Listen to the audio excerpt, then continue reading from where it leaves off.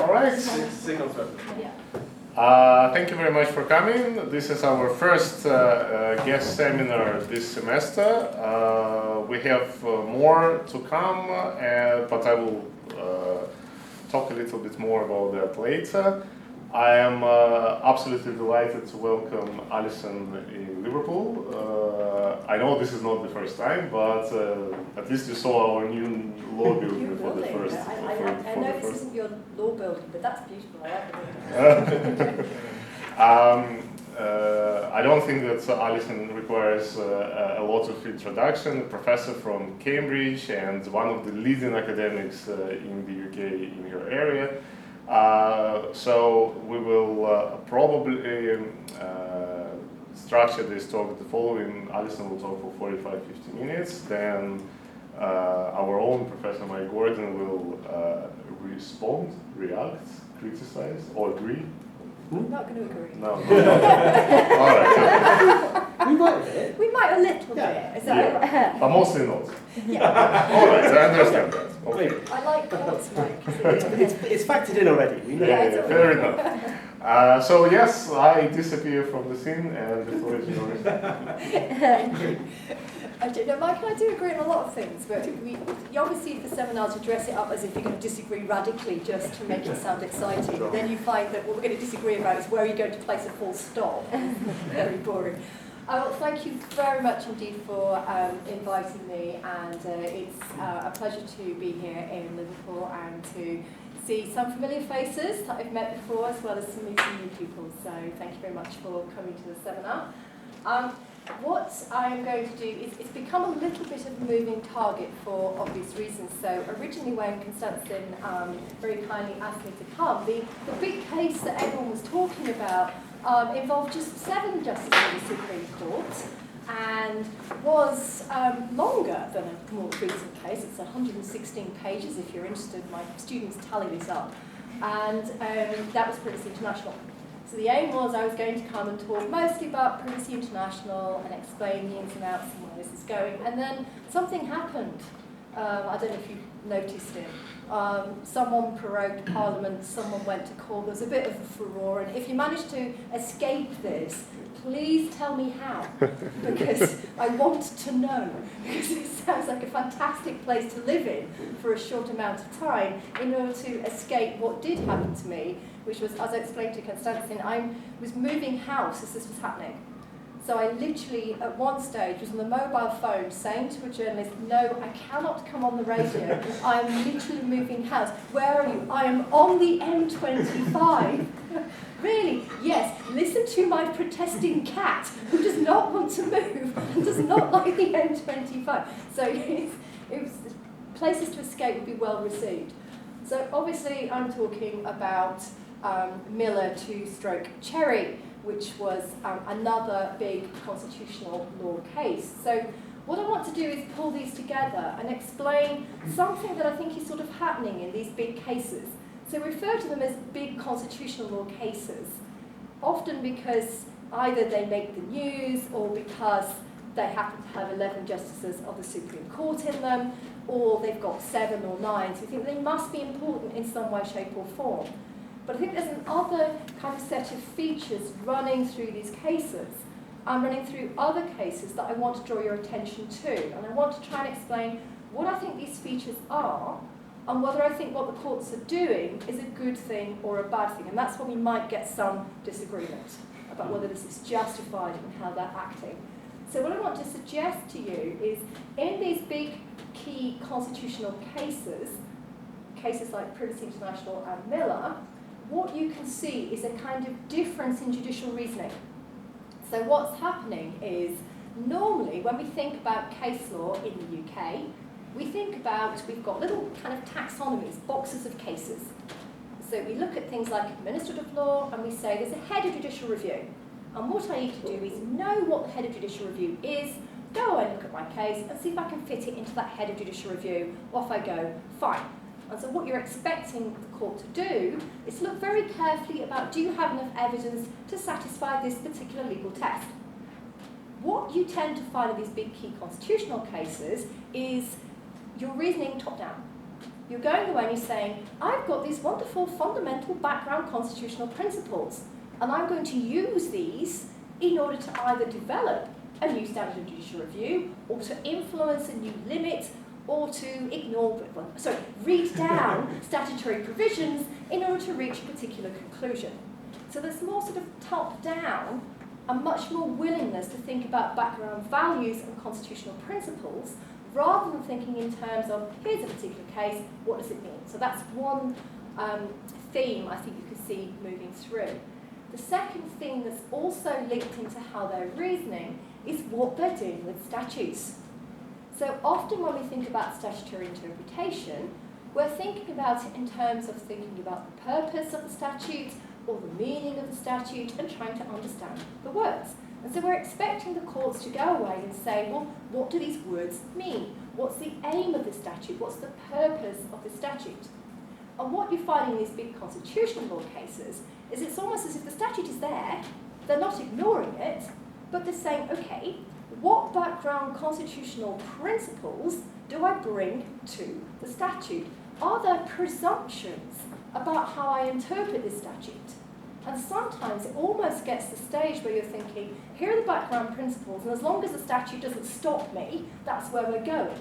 Rather than it being a process of saying, here is a statute, and now let's have a look at the background constitutional principles. It's kind of difference in balance between these background principles and the meaning and purpose of the words in the legislation. And the kind of third feature I want to draw your attention to as we look at these cases is the way in which courts are starting to use background constitutional principles that aren't necessarily as concerned with fundamental rights, but they're more concerned with the structures of how the Constitution works. And they don't necessarily say this up front. So you don't get them saying, I am going to tell you what the separation of powers means, but when you go away and look what they're doing, you can see they're focusing very much on what different powers should these institutions have? When and how should these institutions check on each other? And sometimes the court is there performing the check because it's looking at the executive and it's thinking, how far can I, the court, check the executive? Or how far can I, the court, check the legislature? And sometimes it's looking at the legislature and the executive and saying, is it my job to check this distribution of power between these two branches? And that, in a sense, is what I think was going on in the legislature. It's about the court protecting the balance of power between the legislature and the government, and coming up with principles that support this. So it's a focus more on what kind of constitutional structure should we have rather than individual rights. So they're the features I want to bring out. Before I do that, I don't know how much all of you know about these cases, so you're going to get a bit of a crash course into what went on in Privacy International and what went on in Cherry Miller. And so that's what I'll look at first, then I'll explain how they illustrate the principles, and then we look about whether we think this is a move in the right direction or not. So, crash course A, Privacy International. I will try my best. The best I can say about trying to find the ratio of Privacy International is good luck. So, because although you've got 7 judgments and you have a 4-3 outcome in terms of whether the ouster clause works. But they reach this conclusion for different reasons and they pull in different directions, and trying to work out precisely other than your ouster clause didn't work gets very complicated. So I'll try my best to unpick it. So what's going on in Privacy International? So I've mentioned it's using an ouster clause. So ouster clauses are these clauses that try and remove jurisdiction of the court. So they'll say, yes, you have a particular body, but there can't be judicial review over the decisions of that body. And you see them in particular when you're looking at how far the court, so when you think about the High Court and above, can review decisions of inferior courts or tribunals. And that's exactly what was going on in Privacy International. So Privacy International concerns the Investigatory Powers Tribunal.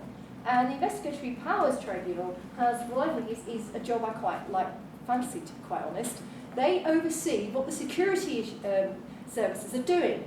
So it's their job to work out whether GCHQ is getting it right when they go away and do various tapping. And this is exactly what was happening in this case. So Privacy International was finding its communications were being intercepted by GCHQ. And GCHQ said, I have a warrant. It's absolutely fine because I've looked at the legislation. Section 4 of the Intelligence Services Act 1994 gives me the ability to have this warrant and then go away and intercept your communications and tap your phone. Privacy International said, well, yes, but we think Section 4 is about warrants for particular individuals or particular firms or particular sort of buildings. So if you'd gone to and said, please can we have a warrant to tap Privacy International, that would be fine. But you haven't done that. You've got a thematic warrant. You've gone and said, please can I have a warrant because I'm investigating this. And then I think, oh, Privacy International might be involved in this too. So my warrant to investigate this kind of activity extends to them, rather than it being for specific individuals. And Privacy International think, we don't think that works. And they go to the Investigatory Powers Tribunal and they say, actually it does. They've got the power to do that. Privacy International aren't happy, so they want judicial review. And that's where they face a problem. Because the statute had a clause in it that prevented judicial review of decisions of the Investigatory Powers Tribunal. And the wording of the clause is important. And in order to understand why the wording of the clause is important, I have to take you back to that other big case, Anna's Minnick. So we keep telling you that Privacy International is the Anna's Minnick of the 21st century, just to annoy you. But it's because it's getting you to understand the interaction between these ouster clauses. So in Anna's Minnick, you also have an ouster clause over determinations of the Foreign Compensation Commission. And this was worded to say that if you have errors, they can't be, so determinations cannot be questioned in a court of law. So that was the wording, and this was why it was important. So it says, I'll read it out, the determination shall not be called in question in any court of law.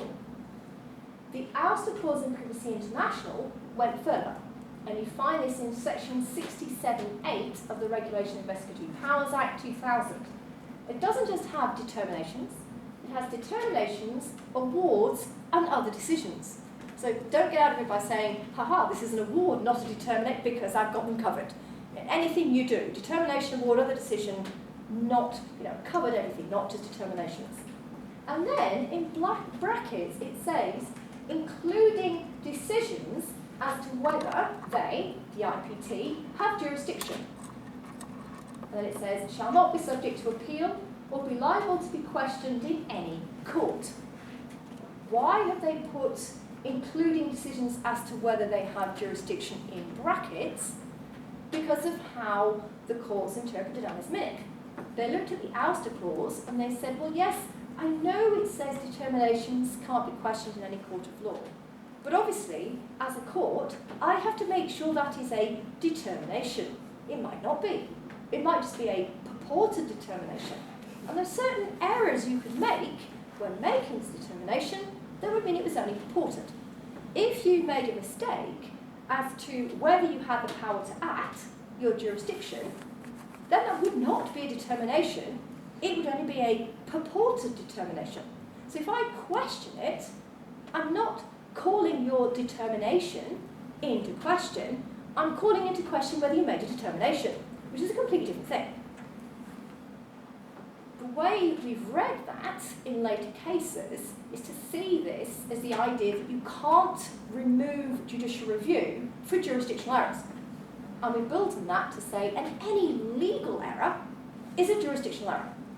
So in essence, we're saying you can have a clause that says you can't question determination in a court of law, but the court can still check that your determination was made in a legally correct way. If you make an error of law, you've made an error of jurisdiction, and you can't remove that. So, what do you do if you're Parliament and you want to make sure they can't review these decisions? You put the words, including decisions as to whether they have jurisdiction in brackets, because you're essentially saying, I know normally you'll say, this ouster clause doesn't work because it doesn't remove judicial review for jurisdictional errors. So I've made it very clear, this does. It includes decisions as to whether you have the jurisdiction to act or not.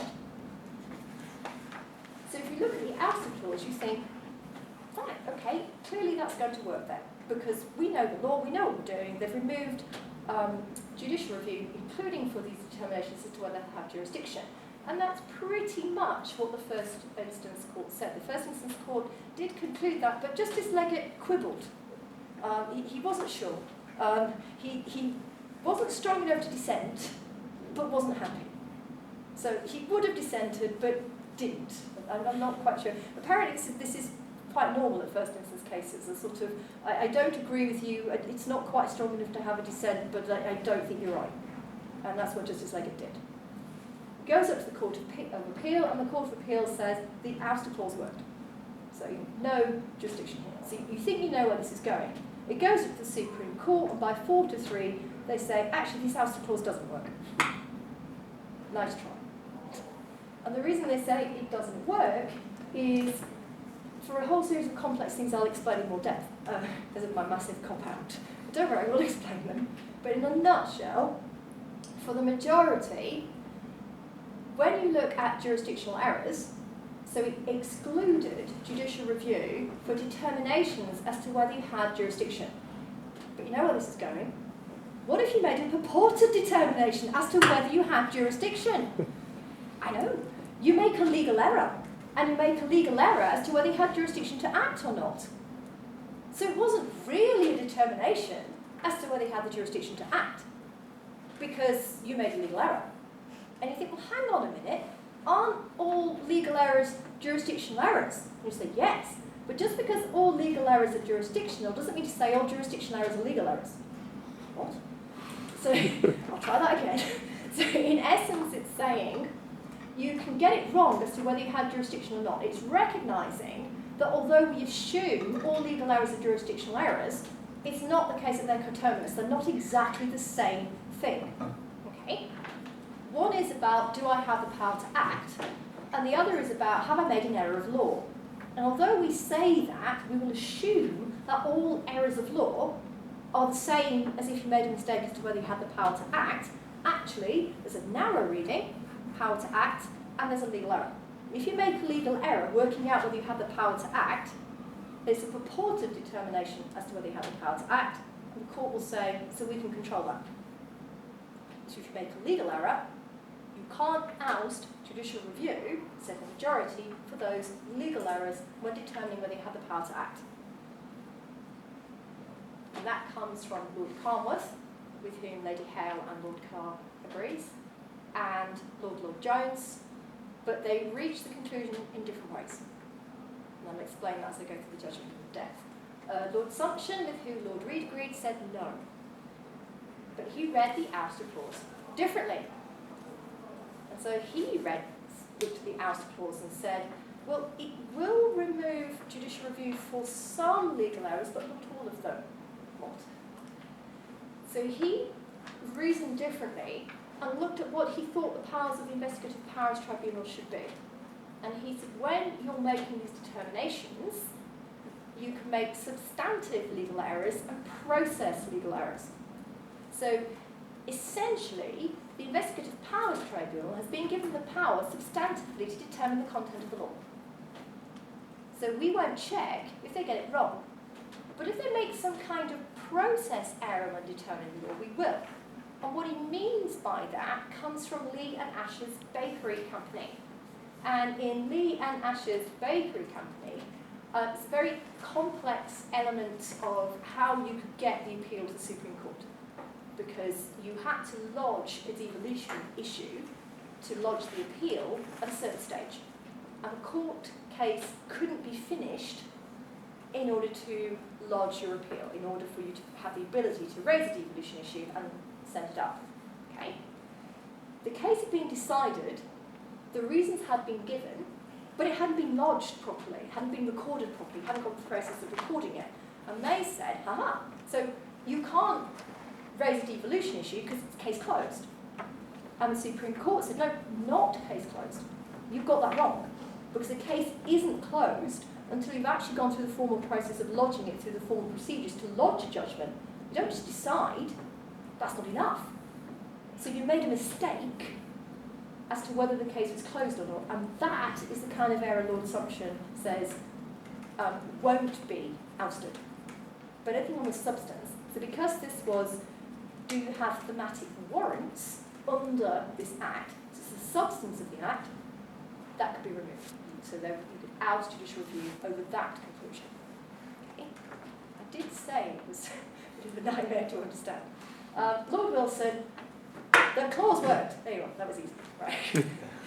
Simple. Moving on. It gets more complicated with other areas, but that was very straightforward. He really doesn't like a lot of things. He didn't like Annis Minnick, he didn't like ousted, various ways in which that went, and as far as he was concerned, here is an ouster, it's obvious what it says, they've removed judicial review for jurisdiction, so they've removed it, that's the end, you've ousted judicial review, the end, move away. So that's essentially where he's going. Okay? So that's what Privacy International is about. In addition to thinking about how this ouster clause worked, they also looked at the second issue, which is when, if at all, is it ever possible to have an ouster clause? And that's where they started diverging even more. And when you look at Lord Carnworth with Lady Hale and Lord Clare, they come up with this idea that it isn't possible to remove judicial review over the decisions of inferior courts and tribunals for certain things. For jurisdiction, for excess or abuse of jurisdiction, or for an error of law. And when they mean it's not possible, they mean they're not going to enforce that clause. They're not going to give it force. You just can't do it. Okay? It's dicta, they don't apply the dicta, and it's just those three. Lord Lloyd Jones refuses to comment on dicta. He's not going to do that. So you've got nothing from him on what he thinks about this. He doesn't need to. He's decided the case. He's not going to enter into discussing that issue. Lord Sumption, with Lord Reid, clearly is not going to go down that line. Okay? He says, really, it's about interpretation, and it's about understanding a bizarre contradiction.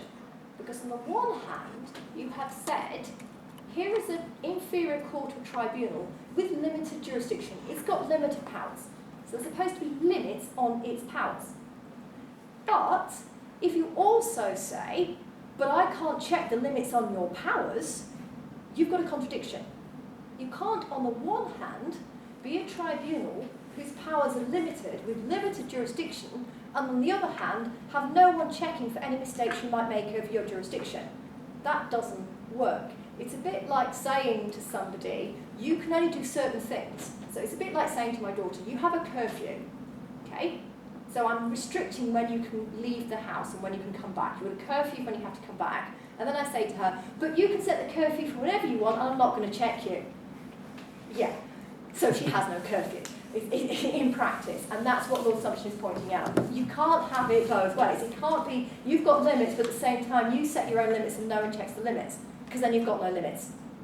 So you'll interpret your way out of contradiction, you'll look at the situation and say, is this meant to be a body with unlimited powers or not?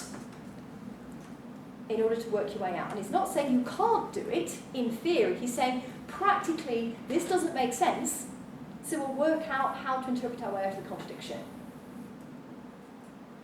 Lord Wilson says that he has sympathy with the conclusion of Lord Carnworth that there are certain things you can't do, certain ouster clauses you couldn't enact, if they're limited to jurisdiction understood in the narrow sense. It's very difficult to work out whether he's 100% behind this or not, or it's kind of very carefully worded of, I have lots of sympathy with this and I kind of accept this, but he's being read as giving another possible restriction, which is Parliament cannot enact an ouster clause that removes judicial review for very, very narrow determinations of your jurisdiction. The narrow aspect of, did you have power to act or not? Okay, so I've tried my best. That was the best I can do, a snapshot of Privacy International, when it's incredibly long, complex, and they all go in different directions. So if it didn't make sense, just stop me later on and I'll try and clarify how it goes further. Cherry Miller is much easier to explain.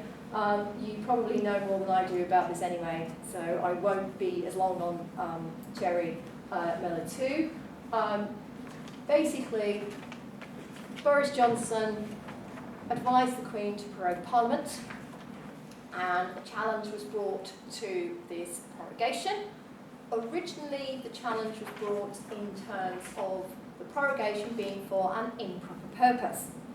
So the idea was, much as it had been spun as or explained as, we're proroguing Parliament because we've had a long parliamentary session, we need to have a new government, a new Queen's speech, we need a long time to get this set up.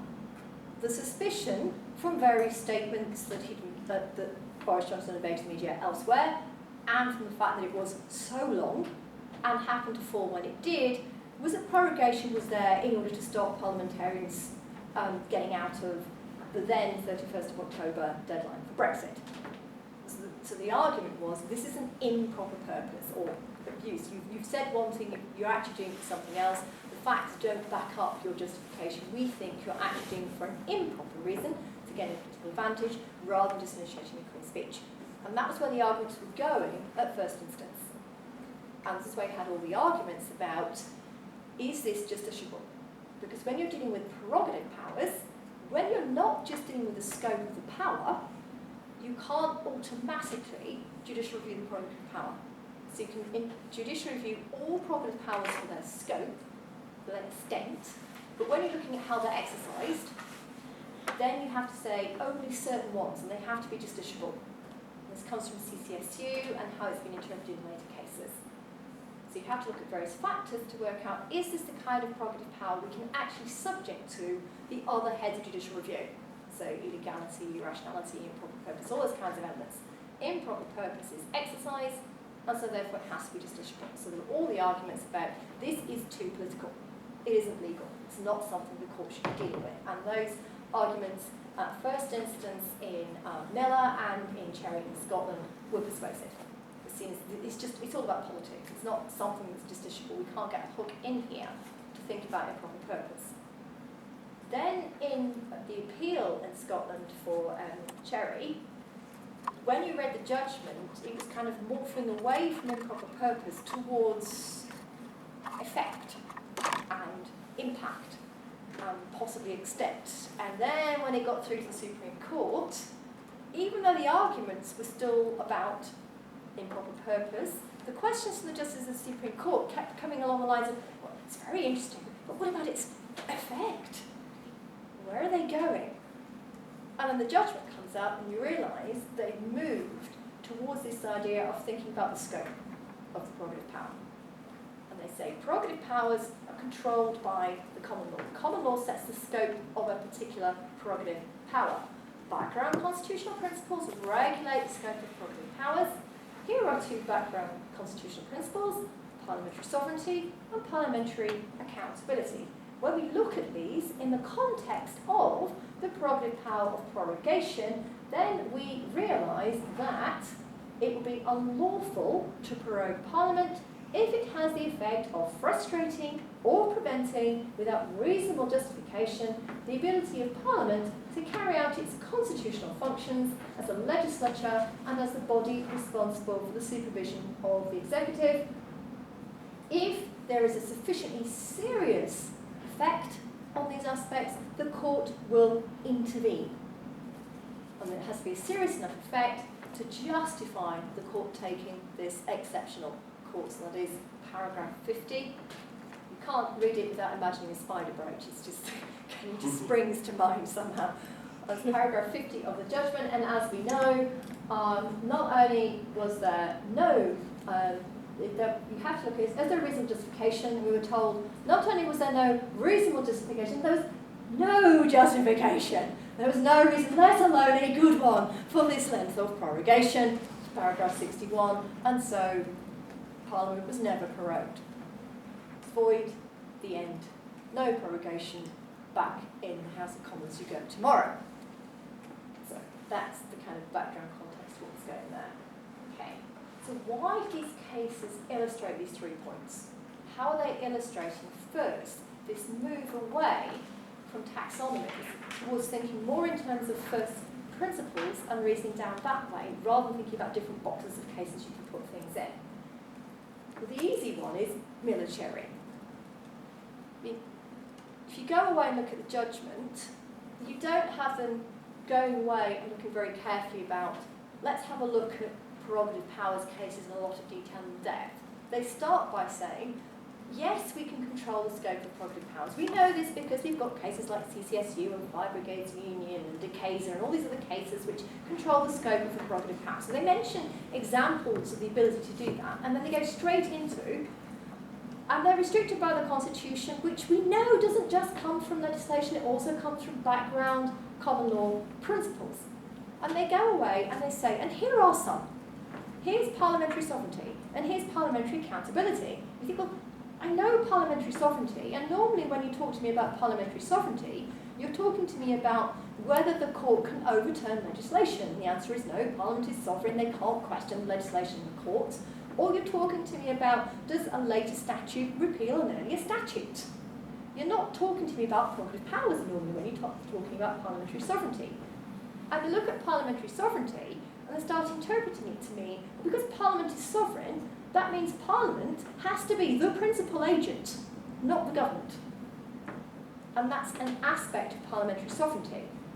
And they don't find this necessarily by saying, oh, we know this because we've looked at lots of these different cases and these different boxes.